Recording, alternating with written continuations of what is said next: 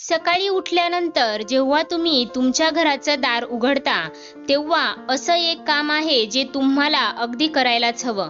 कोणतं काम आहे ते ऐका.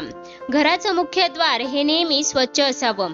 मुख्य दारापुढे कधीही केरकचरा, पसारा असू नये. कारण तिथूनच माता लक्ष्मी आपल्या घरात प्रवेश करते, अर्थात सकारात्मकता प्रवेश करते. आणि म्हणूनच सकाळी उठल्यानंतर, तुमचं स्नान झाल्यानंतर जेव्हा तुम्ही तुमच्या घराचं दार उघडाल, तेव्हा तुमच्या दारामध्ये थोडं पाणी शिंपडायचं आहे आणि दार स्वच्छ पुसून घ्यायचं आहे.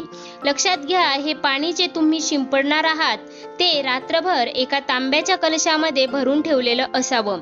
त्याचबरोबर सकाळी उठल्यानंतर जेव्हा तुम्ही उंबरठ्यावर पाणी शिंपडाल, तेव्हा रात्री जमलेली नकारात्मक ऊर्जा त्यामुळे नष्ट होईल आणि घरात फक्त सकारात्मक ऊर्जाच येईल, ज्यामुळे तुमचे विचार सकारात्मक होतील.